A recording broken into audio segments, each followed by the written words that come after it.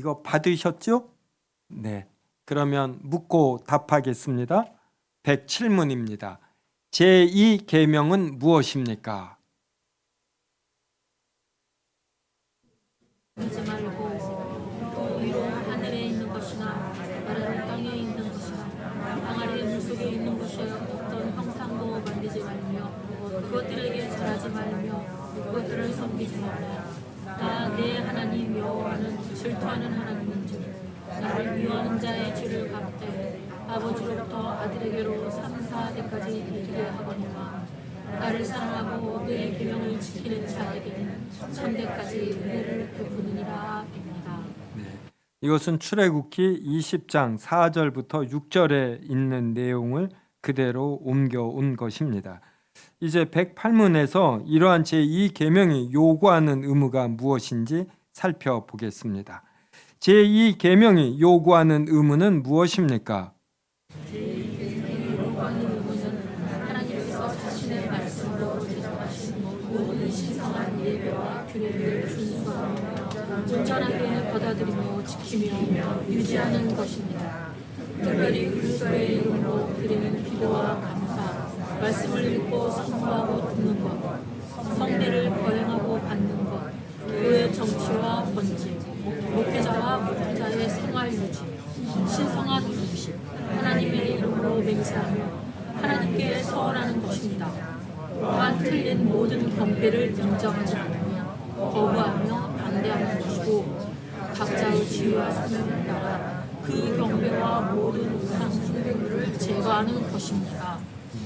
그래서 제2계명이 이렇게 새긴 우상을 만들지 말라.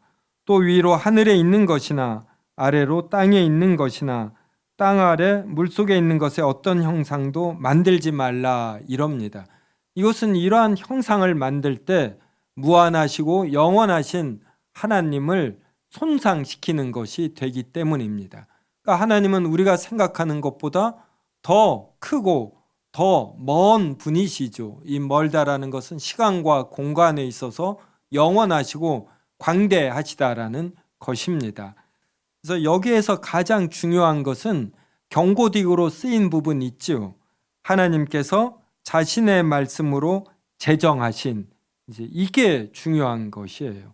그래서 하나님께서 하나님의 말씀으로 제정하신 형태로 하나님을 섬겨야지 우리 소견에 옳은 대로 하면 안 된다. 이게 핵심입니다. 그래서 제2계명을 이해할 때 우리는 하나님을 섬길 때에도 우리가 강력하다라고 생각하는 이러한 피조물의 형상으로 섬겨서는 안 된다. 꼭 하나님께서 명령하신 내용으로 섬겨야 한다. 이것을 마음에 두시면 됩니다. 그래서 우리가 무엇을 그래서 108문 밑에 보면 1번 있죠. 받아들이며 지키며 유지하는 것 그랬어요. 그래서 무엇을 받아들이며 지키며 유지하냐면 하나님께서 자신의 말씀으로 제정하신 모든 신성한 예배와 규례를 먼저 받아들입니다. 이걸 이제 영어로는 receiving 그랬어요. 그 다음에 observing 지켜야지 되는 거예요. 또 한 번만 지키는 것이 아니라 이걸 끝까지 유지해야지 됩니다. 그래서 동사가 receiving, observing and keeping이 단계를 말해요. 받아들여서 지키고 지키는 것을 일순간이 아니라 끝까지 계속해서 유지해야지 된다. 근데 어떻게 받아들이고 지키고 유지하냐면 순수하며 온전하게. 그래서 pure and entire. entire가 전체의 뜻이잖아요.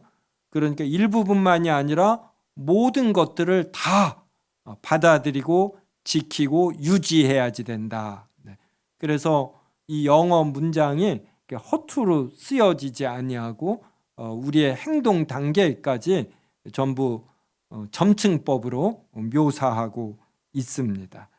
그리고 영어로 보면 끝에 as God has instituted in his word 그랬죠. 그래서 하나님께서 어떤 말씀이냐면 자신의 말씀이에요. 그래서 하나님께서 계시하신 말씀에 나타난 대로 하나님을 섬겨야지 된다.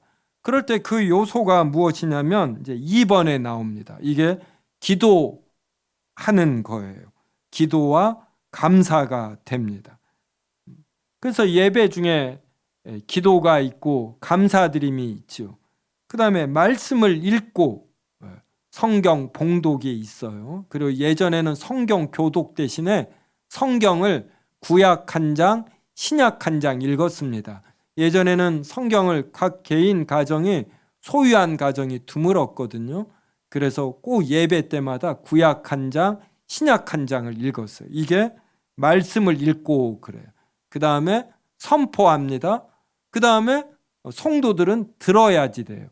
그래서 요사이는 말씀 선포자가 이렇게 재미있게 유익하게 하는 걸 강조하는데, 예전에는 예배 모범에 보면은 말씀 선포자에 대한 표현은 쓰인 형용사가 하나예요.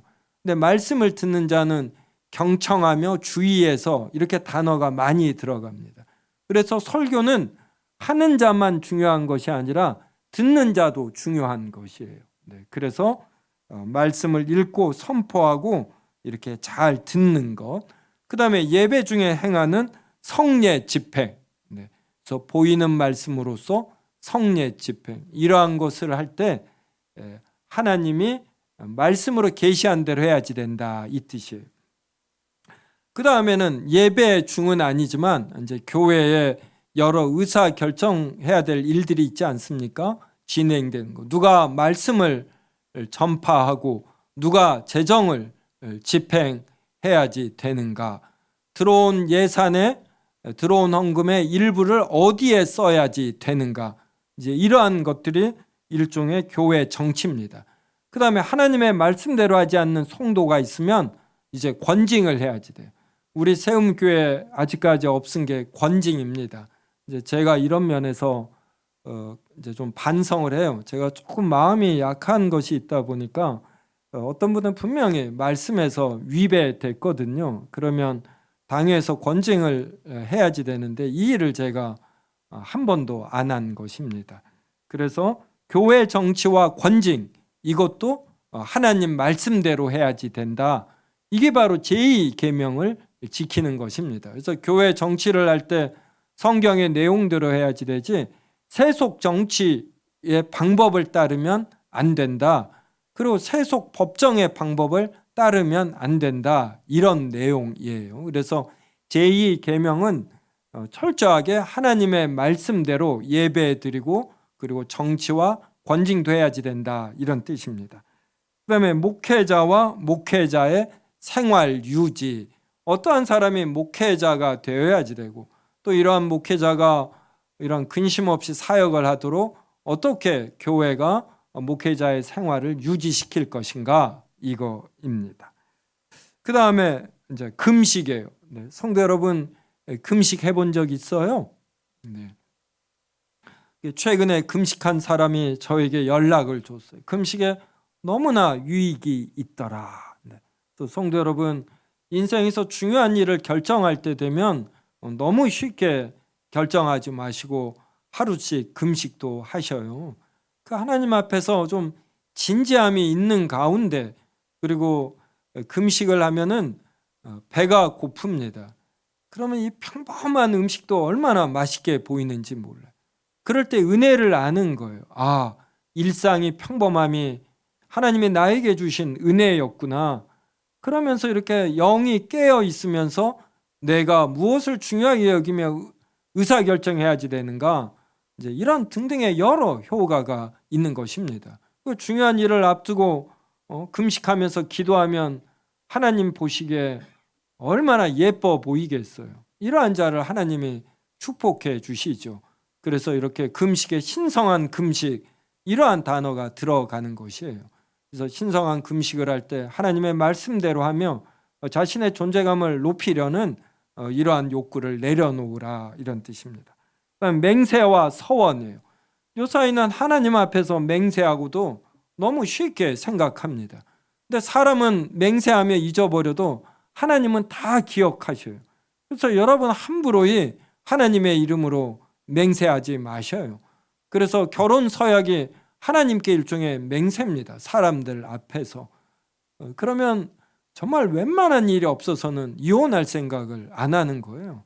그래서 당연히 이혼은 없다 이렇게 생각하고 부부관계를 설정해 갈 때 그때 지혜가 생기고 자신도 부인하며 자기를 희생하는 이러한 것도 생기죠. 그래서 사고방식이 우리는 성경 말씀에서 하지 말라면 당연히 하지 않는 걸로 이렇게 제일 1순위로 당연하게 여기는 것입니다. 자, 그 다음에 이제 109문을 읽는데 십계명이 전부 다 이렇게 되어 있어요. 제 몇 계명이 요구하는 의무는 무엇입니까? 그 다음에 제 몇 계명이 금지하는 죄는 무엇입니까? 묻고 답합니다. 제2 계명이 금지하는 죄는 무엇입니까? 제 계명이 금지하는 죄는 하나님 본인께서 제정하지 않으신 방식으로 신성한 예배를 보호하며 원하며 명령하며 행하며 어떤 모양이든 승인하는 모든 것이고 틀린 종류를 용납하는 것이고 하나님의 새 율법 모두나 아니면 그중 한 율법을 우리 마음 안에서 밖에서 온갖 피조물의 이미지나 외관으로 형상을 만드는 것이고 이 형상을 예배하고 이 형상 안에서 이 형상에 의해 하나님을 예배하는 것이고 오늘의 신들 형상을 만들어서 그것들을 예배하거나 섬기는 모든 것입니다.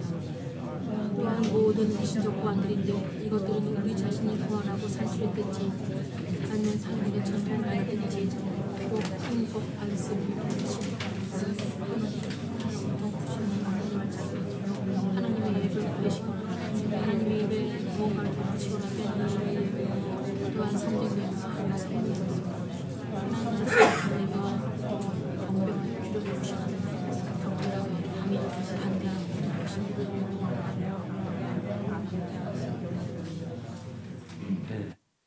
자, 성도 여러분이 읽는 동안에 제가 설교 본문이 사도행전 7장이 아니라 17장이었습니다. 그래서 사도행전 17장 22절부터 27절 성경책 갖고 계신 분은 찾아서 저하고 한 절씩 읽겠습니다. 사도행전 17장 22절에서 27절. 바울이 아레오바고 가운데 서서 말하되 아덴 사람들아 너희를 보니 범사에 종교심이 많도다.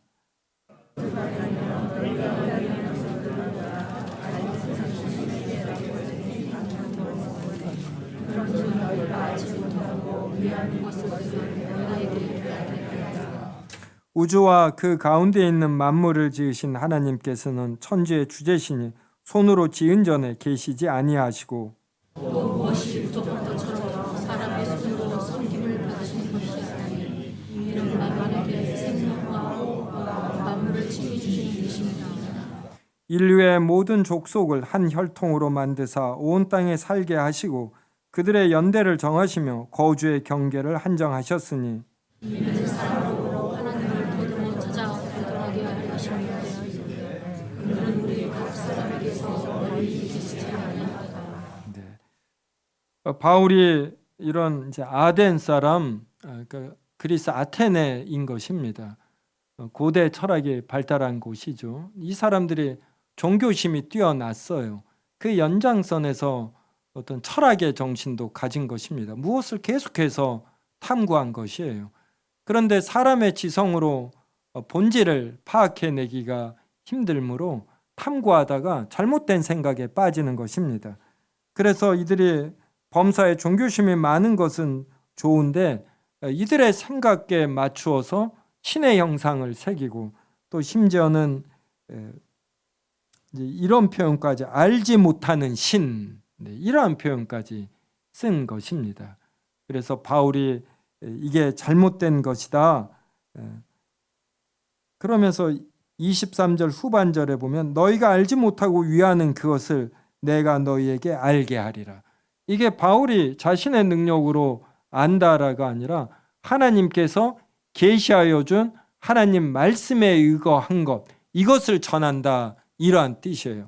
그래서 기독교와 다른 종교의 차이점은 다른 종교는 사람들이 스스로 탐구하는 것입니다. 근데 기독교는 하나님이 사람을 찾아오셔서 계시하여 준 것이에요. 이 계시하여 기록된 것이 성경입니다. 그래서 우리는 성경에서 인간적 관점이 아니라 하나님의 그 영원과 무한이라는 관점에서 이 말씀들을 새기고 해석을 하는 것이에요. 그래서 많은 사람들은 신을 어떠한 집에다 모셔요. 신이 거할 장소로 어떤 집을 만들고, 그리고 피조물 중 강력한 형상으로 신을 만드는 것입니다. 그런데 24절에 보면 우주와 그 가운데 있는 만물을 지으신 하나님께서는 천지를 만드시고 주관하시니까 사람의 손으로 지은 전에 계시지 아니하십니다. 이게 당연한 것이죠. 또 무엇이 부족한 것처럼 사람의 손으로 섬김을 받으시는 것이 아니에요. 그러니까 우리가 헌금을 하는 것도 하나님이 무슨 일을 하는데 돈이 부족하니까 우리가 돈을 하나님께 준다, 이게 아니에요. 하나님이 우리에게 모든 걸 주셔서 여기에 대한 감사함을 일부로써 표현을 하는 겁니다. 그리고 교회는 이것을 모아서 교회의 여러 사역을 하는데 필요한 것을 쓰는 것뿐이에요. 이 사도행전 17장 말씀이 하나님에 대해서 얼마나 올바른 관념을 갖게 하는가. 그래서 구약시대의 성전도 하나님의 거할 장소가 아니에요. 하늘이 하나님의 발등상에 지나지 않습니다. 그래서 성전은 하나님께서 죄인된 우리를 만나주시는 공간이지 절대로 하나님의 거할 곳이 없어서 성전을 필요로 하시는 것이 아니에요. 그래서 우리는 이렇게 항상 하나님의 말씀으로 어떻게 하나님을 올바르게 섬길 것인가, 그럼 무엇을 해서는 안 되는가, 이것을 분별해야지 됩니다. 그래서 109문도 1번 보면은 경고 뒤로 쓰여진 글자, 이게 핵심이에요. 하나님께서 제정하지 않으신 방식으로 예배를 고안하는 것, 그리고 이걸 누군가에게 권하는 것, 심지어 명령하는 것, 그리고 자신이 행하고 이것을 승인하는 것, 이런 것은 전부 다 잘못되었어요. 또 틀린 종교를 용납하는 것, 하나님을 온갖 피조물의 이미지나 외관으로 형상을 만드는 것. 하나님은 영이시라 이런 물질이 아니에요. 그러므로 우리는 하나님이 정확하게 어떠한 분인지 알 수 없고, 우리가 태양빛을 대낮에 쳐다볼 수 없는 것처럼 하나님의 영광은 너무나 커서 우리가 볼 수도 없습니다. 그런데 어떤 이미지나 외관으로 형상을 만들겠습니까? 3번, 풍속, 관습, 헌신, 선의 또는 다른 어떤 구실의 명분으로 하나님의 예배를 부패시키거나 하나님의 예배에 무언가를 덧붙이거나 빼는 것이에요. 그래서 여기에 관계된 성경 구절이 밑에 보면 유 있습니다. 유. 사무엘상 13장 11절부터 12절이죠. 이건 밑에 써놨어요. 그래서 제가 읽겠습니다. 사무엘이 이르되 왕이 행하신 것이 무엇이냐 하니 사울이 이르되 백성은 내게서 흩어지고 당신은 정한 날 안에 오지 아니하고 블레셋 사람은 민막스에 모였음을 내가 보았으므로 이에 내가 이르기를 블레셋 사람들이 나를 치러 길갈로 내려오겠거늘 내가 여호와께 은혜를 간구하지 못하였다고 부득이하여 번제를 드렸나이다 하니라. 그러니까 사울 왕이 왕이기 때문에 제사장이 아니라 제사를 주관할 수 없는데 그가 했어요. 근데 그렇게 한 이유를 아주 그럴듯하게 말하는 것이에요. 그래서 이러한 선의의 구실, 이게 아무 소용이 없다. 그래서 우리는 하나님 앞에 정직히 서야지 이렇게 그럴듯한 말로 변명하거나 구실을 삼으면 안 된다. 이런 걸 이제 명확히 해야지 돼요. 그래서 우리가 하나님 앞에서 정직한 자가 되는 것입니다. 그래서 성경 구절들이 다 써놨으니까 성도 여러분이 찾아보시고, 제가 이걸 전부 다 찾아놓은 판도 갖고 있거든요. 그래서 필요하신 분 있으면 제가 일부 이렇게 드리겠습니다.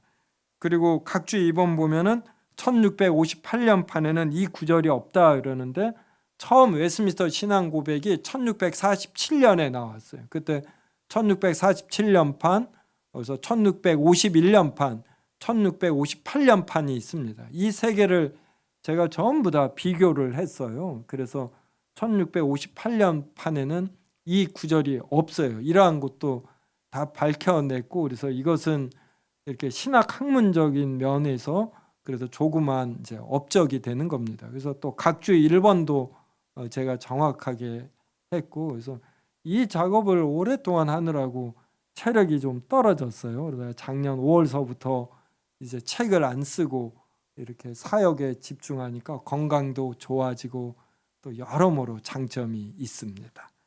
이제 110문이에요. 명령하는 것이 무엇이냐? 금지하는 것이 무엇이냐? 그 다음에 107문으로 가서 제2계명을 보십시오. 너를 위하여 새긴 우상을 만들지 말고 또 위로 하늘에 있는 것이나 아래로 땅에 있는 것이나 땅 아래 물속에 있는 어떤 것의 형상도 만들지 말며 그것들을 절하지 말며 그것들을 섬기지 말라. 이게 본 명령이에요. 그 다음서부터는 이 명령을 더 강화하기 위해서 붙여진 논리입니다. 그래서 어떤 계명에는 이 논리가 있고 7계명 같이 뭐 간음하지 말라. 또 제6계명 같이 살인하지 말라. 이건 아주 이렇게 간단해요. 그런데 어떤 계명은 어떤 문장이 덧붙이거든요. 그래서 이 덧붙인 것의 의미가 무엇인가 이것을 설명하는 문답이 있습니다. 이게 110문이에요. 제2계명을 더 강화하기 위해 제2계명에 붙여진 근거들은 무엇입니까? 제2계명을 더 강화하기 위해 제2계명에 붙여진 근거들은 나는 하나님 여호와는 질투하는 하나님인즉 나를 미워하는 자의 죄를 갚되 아버지로부터 아들에게 산사리까지 이르게 하고 나를 사랑하고 내 계명을 지키는 자에게 천대까지 은혜를 베푸는 말씀에 들어 있습니다. 그 근거들은 하나님께서 우리에 대한 직권과 주권과 소유권 위에 자기 자신의 예배에 대한 뜨거운 열심을 가지시며 또한 틀린 모든 예배는 고복하시는 진노를 가진다는 것입니다. 이때 하나님께서는 이 계명을 깨는 자들을 자신을 싫어하는 자로 여기시어 몇 세대까지 강하신다고 경고하시는 반면에 이 계명을 준수하는 자들은 자신을 사랑하며 자신의 계명을 지키는 자로 존중하시고 많은 세대까지 긍휼을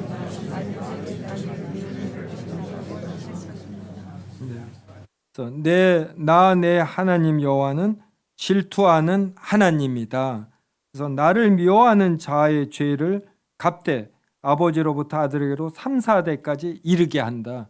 그러면 왜 하나님께서 이렇게 하시는가? 그럴 때 그 밑에 1번을 보면 하나님은 우리에 대한 주권을 가지셔요. 우리에 대한 소유권을 가지십니다. 성도 여러분, 하나님께서 우리에 대한 주권과 소유권을 가지시기 때문에 사람들 중 어떤 사람은 갑자기 죽기도 합니다. 하나님께서 이 생명을 빼앗으면은 우리는 생명체이지 생명이 아니에요. 우리는 생명과 죽음이 정확하게 무엇인지 정의할 수가 없어요. 아주 신비한 것입니다. 그래서 하나님은 우리에 대한 주권과 소유권을 갖기 때문에 우리가 하나님이 계시한 방식으로 예배하지 않으면은 여기에 대해서 이제 진노하시고 그렇게 할 때는 이제 기뻐하신다 이러한 뜻입니다. 그래서 다른 사람들은 틀린 예배에 대해서 이 틀린 걸 모르고 가만히 있을지라도 또 틀린 것을 보아도 어떻게 보지 못할지라도 하나님은 다 지켜보시고 올바로 예배하는 자를 축복하시고 틀리게 예배하는 자에 대해서 진노하신다 이런 뜻입니다. 그러니까 틀리게 예배하는 자, 하나님을 자신의 존재감을 높이는데 사용하는 자들에 대해서 하나님이 오래 참으시다가 때가 되면 크게 징계하십니다. 그래서 1번이 하나님은 우리에 대한 주권과 소유권을 가지신다. 그리고 자신의 예배에 대해 뜨거운 열심을 가지셔요. 왜 자신의 예배에 대해 뜨거운 열심을 가지시냐면 하나님은 진리 자체이셔요. 그래서 모든 것이 질서 있게 이루어지는 것. 그러니까 진선미 자체를 하나님은 좋아하시는 것이에요. 그래서 이것이 예배에서도 이루어지기를 바라는 것이에요. 우리는 옆에서 누가 틀려도 나하고 이득이 없으면은 그냥 넘어가잖아요. 하지만 하나님은 모든 것들에 있어서 진선미가 구현되기를 바라십니다. 이게 바로 자신의 예배에 대한 뜨거운 열심이에요. 그러니까 또 틀린 예배에 대해서는 진노하시는 것입니다. 그래서 2번이 계명을 깨는 자에 대해서 하나님은 자신을 싫어하는 자로 여기어서 몇 세대까지 벌을 하십니다. 그래서 3, 4대까지 이른다. 하나님이 3, 4대까지 이른다라는 말은 3, 4대까지 벌을 주시면 이 가문이 없어진다. 이제 이런 말도 되고, 이제 그 밑에 보면은 1000대까지 은혜를 베풀잖아요. 그러니까 하나님의 은혜는 크시고 진노는 상대적으로 적다. 이제 이렇게 이것을 상징하는 것이다. 또 이 의미가 담기는 것입니다. 그리고 3번이 계명을 준수하는 자는 자신을 하나님의 존재와 하나님의 무한하심을 인정해서 예배할 때도 소견에 옳은 대로 하지 아니하고 하나님이 계시하여 준 방식으로 하니까 하나님을 사랑하는 자로 존중하셔 많은 세대까지 긍휼을 베푸십니다. 그거 좀 나눠 주셔요. 네. 그래서 하나님께서 우리를 이렇게 다 지켜보시니까 이것을 우리가 깊이 기도하면은 이걸 느낍니다. 그럴 때 우리가 겸손해져서 이제 함부로 행하지 않게 되는 것이에요. 그래서 성도 여러분, 오늘 이 계명 들으니까 너무 좋지요. 그리고 이 계명에 또 맞는 이런 정서 찬양이 또 오늘 시편 찬양이 아닌가 싶습니다. 오늘 이병훈 집사님 아주 시편 찬양 인도 잘해 주셔서 너무나 감사하고 또 제가 아주 큰 은혜 받았습니다. 자, 지금 나눠 드리는 것은 세움교회 네이버 밴드에도 올렸는데 그냥 올려놓기만 하면 또 잘 안 보아서 이렇게 출력했습니다. 그래서 교육자 지난 수요일 날 우리 교육자들이 전부 다 이거 있고 또 한 장 더 있는데 이건 다른 시간에 나눠 드릴게요. 읽고서 우리 세움교회가 어떻게 또 이러한 사역들을 해나갈까 논의했고, 오늘 당회도 했는데 또 당에서도 여러 생산적이고 창의적인 논의도 했습니다. 이것은 기독교 연합신문의 2023년 2월 14일에 이인창 기자가 쓴 기사입니다. 3040을 교회 주축으로 성장시킬 비책이 있다. 그래서 큰 제목은 송촌 장로교회의 특별한 공동체 한몸교구, 10년 전부터 비슷한 연령대로 구성된 교구 편성, 출산과 양육 배려하는 분위기 지원제도 큰 특징입니다. 우리 김선도 청년회 회장님 한번 한 문단 읽어 주십시오. 만으로 사역이 활발해질 수는 없는 일이다. 교회 차원에서 그만큼 적극적 관심과 지원이 잠깐만요. 3, 40대 교인들의 이탈이 심상치 않다. 네. 일단 그건 제가 읽을게요. 네. 자, 3, 40대 교인들의 이탈이 심상치 않다. 과거 같으면 교회의 허리 역할을 해야 하지만 지금은 유세대에 밀려 존재감을 나타내지 못하고 있다. 이제 결혼에 바쁜 직장 생활에 치이고 육아와 양육으로 정신이 없는 세대다. 더구나 교회에선 공감을 얻지 못하는 분위기에 소외되기 일수다. 관심은 부족한데 헌신만 강요당하는 것 같아 교회 생활은 부담이기만 하다. 코로나는 3, 40대의 교회 이탈을 가속화했다. 실천신학대학원 대학교와 한국교회 탐구센터가 작년 연말에 발표한 설문조사 결과에서도 3, 40대 신앙 위기의 심각성이 확신된다. 3, 40대 교인의 약 50%는 10년 후 신앙은 유지하더라도 교회는 잘 나가지 않을 것이라고 응답했다. 사실상 교회를 떠나 가나안 교인이 될 것이라고 스스로 가정한 셈이다. 그 다음 문단이 3, 40대 교인들의 종이 있으신가요? 네. 네. 우리 이상경 권사님 종이 있으니까 그 문단 읽어주세요. 이 신앙 위기를 해소할 돌파구를 찾은 교회가 있다. 대전 송촌 장로교회에는 10년 전부터 3, 40대만으로 구성된 특별한 교구를 만들어 지원하고 있다. 교구의 이름은 한몸교구. 한몸교구에는 다자녀가 많다는 특징이 있다. 한몸교구 내 88개 가정 중 3자녀 이상이 34%, 2자녀 이상 30%나 될 정도로 출산율이 높다. 무엇보다 교회의 전폭적인 지원과 함께 한몸교구의 분위기가 크게 작용한 결과다. 전북 군산에서 6년 전 대전으로 이사와 송촌 장로교회에 출석하기 시작했다는 김태정 집사, 김 집사는 한몸교구에 편입되면서 교회 적응이 무척 수월했다고 기억했다. 교구 안에서 또래 교인들과 신앙과 육아에 대해 소통했고 특히 아이들을 배려해주는 교회와 교구 분위기가 큰 힘이 됐다는 것이다. 김 집사는 가정이 곧 교회라며 젊은 부부와 아이들을 위해 작은 것이라도 내어주고자 하는 담임 목사님의 모습이 큰 감동을 주었다. 자녀의 소중함을 항상 성경 말씀으로 들려주기 때문에 자녀를 낳는데 큰 격려가 됐다고 이야기했다. 김 집사 가정에는 오는 5월이면 새로운 생명이 태어난다. 여러 상황만 살펴보면 셋째를 낳는다는 것이 쉽지 않지만 교회 안에서 함께 행복하게 기른다는 생각에 부담보다는 기대가 훨씬 크다고 그는 고백했다. 아멘. 시너지를 일으키는 한몸 교구 정다인 성도님 읽어주세요. 편성은 박경배 담임 목사의 목회 철학과 의지가 발현됐다. 박경배 목사는 세대별 공감대와 신앙적 교감을 위해 10년 전 당시 40세 이하 가정을 같은 교구로 편성해 동질성을 갖도록 하자고 제안했다. 신앙 성장과 교제, 출산과 자녀 양육 정보를 공유할 수 있다는 장점도 내세웠다. 사실 젊은 세대로만 구성된 교구에 대해 회의적 시각도 교회 안에 존재했다. 어른 세대와 함께하는 것도 중요하다는 일리 있는 주장이었다. 그러나 교회는 세대 간 시간이 조금 줄더라도 비슷한 연령대 간 소통을 강화하는 것이 더 필요하다고 판단했고 결과는 대성공이었다. 성촌 장로교회 15년차 이주연 집사는 신혼 초부터 출석해 현재 3명의 자녀를 두고 있다. 이 집사는 처음 교회에 왔을 때 제 나이가 어려서 어른들과 함께하는 교육 활동이 어려웠다. 물론 많이 이해해 주시지만 아이들 때문에 시끄러울까 노력되겠던 눈치를 보기도 했다.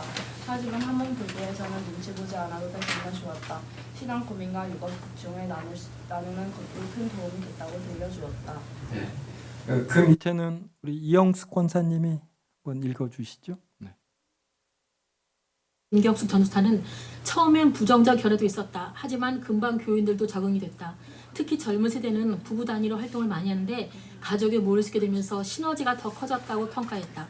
무엇보다 부부가 교구 사역을 하면서 상대적으로 신앙에 소홀했던 남편들의 교회 활동이 왕성이었다. 일반적으로 아내들을 중심으로 구역 활동이 많은 다른 교회와는 다른 분위기다. 한몸 교구 사역이 활발해지면서 젊은 교인들이 교회를 중심으로 성장할 수 있는 발판이 됐다. 한몸 교구가 잠자던 영혼 깨워. 그 밑에 두 문단은 우리 박서진 성도님 읽어주시기 바랍니다.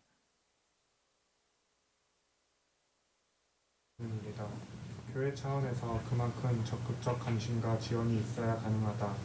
교인들의 출산 역시 마찬가지이다. 성촌 장로교회에는 자녀를 낳을 수 있도록 용기를 북돋는 요소들이 넘친다. 이주연 집사는 큰 아이가 중학생인데 막내가 4살이다. 우리 교회에서는 다자녀가 자연스럽고 성도분들 누구나 아이들을 예뻐해 주시기 때문에 두려움보다 용기를 갖고 아이를 낳을 수 있는 것 같다고 말했다. 교회에서 아이들을 한 번이라도 더 강단에 세워주려고 하고 담임 목사님은 시간을 내어서 교구와 가정을 살피며 애정을 쏟아주신다. 한몸 교구는 잠자던 영혼을 깨우는 역할을 해주었다고 전했다. 성촌 장로교회는 실질적으로 사역으로 교인들이 셋째를 출산할 경우 100만 원, 넷째는 200만 원을 지원하고 있다. 큰 금액은 아니지만 젊은 부모에게는 큰 격려가 된다. 지난 송구 영신 예배 때는 3명 이상 자녀를 둔 45세 이하 가족들이 특송할 수 있도록 배려하고 가족 식사권까지 제공했다. 그 밑에 두 문단은 우리 곽혜진 성도님 읽어주세요. 박경배 목사는 자녀 출산은 하나님의 창조 섭리이자 성도의 사명이다.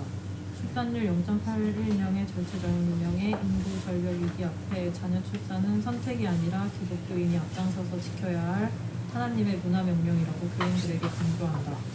이러한 목회자의 관심과 교회의 지원이 자연스럽게 다자녀 출산으로 연결되는 것이다. 교인들 역시 자녀가 큰 축복이고 행복이라는 공감대를 공유하고 있다. 김경숙 전도사는 한몸 교구에서 무슨 행사를 하든 자녀들이 함께 참여한다는 것은 기본이다. 처음 교회에 온 분들은 모임에 아이를 데려와도 되는지 고민하는데 우리 교구에서는 함께하는 것이 당연한 것이라고 이야기했다. 네. 그 다음 밑에는 전진수 성도님 읽어주세요. 성촌 장로교회는 다음 세대를 위한 장기적 관점에서 올해부터 기독대안학교 정직학교를 개교하고 겨울방학 기간 방과후 교실을 운영하고 있다.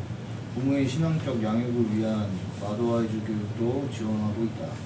박경배 목사는 가정은 하나님이 세우신 창조 질서의 가장 기본 단계다. 우리가 세상에 태어나 처음 맞이하는 사회가 가정이고 살면서 가장 중요하게 여기는 사회도 가정이라며 한국교회가 혼인율과 출산율의 기독교적 가치관을 확립하는 운동을 시작해야 한다고 적극 추천했다. 네. 시사하는 바들이 많지요. 네. 일단 우리 세움교회는 3040 세대만을 중요시 여기거나 전혀 그렇지 않습니다. 모든 세대가 다 중요한 것이에요. 우리 세움교회는 제1남전도회, 제1여전도회가 활발한 것에 대해서 저는 매우 크게 이렇게 좀 자부심이 있어요. 그런데 30세대에 대해서 강조하게 되는 것은 우리 세움교회도 3040 세대가 약하고 한국교회 전반적으로 그렇습니다. 3040 세대가 어떤 출산하는 세대로서 앞으로의 출산율 제고에도 중요한 것이죠. 그래서 우리가 조금 더 관심을 갖는 것입니다. 그래서 오늘 당회에서도 이런 제안이 있었어요. 이제 부부가 새 생명을 잉태하고 이 아이가 출산해서 교회에 올 때 첫 나들이를 교회로 할 때 교회가 크게 축복해 주고 전 성도가 같이 축복성을 부르고 또 작은 선물도 준비하자. 얼마나 좋은 제안입니까? 그리고 우리도 지난 송년감사 예배했는데 그때 새 자녀를 둔 가족이 와서 특송을 하고 또 가족 식사권을 우리가 제공한다라면 참 좋지요. 그래서 이러한 것들을 우리 행사위원회 중심으로 한번 기획을 해보자. 그래서 여러분이 이런 좋은 제안들이 있으면 행사위원회 위원장이신 이춘열 장로님께 제안해 주셔요. 그래서 우리 세움교회가 창의적인 제도들을 이렇게 만들어 가는 겁니다.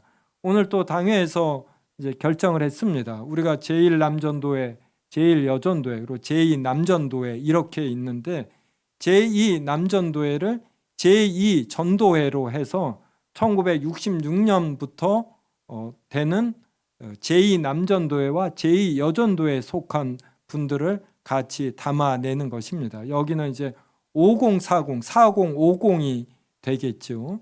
그래서 여기가 더 활성화되도록 하고 또 신혼전도에서 이제 넘어오는 분들도 잘 이렇게 수용하고 담도록 하자 이렇게 했습니다.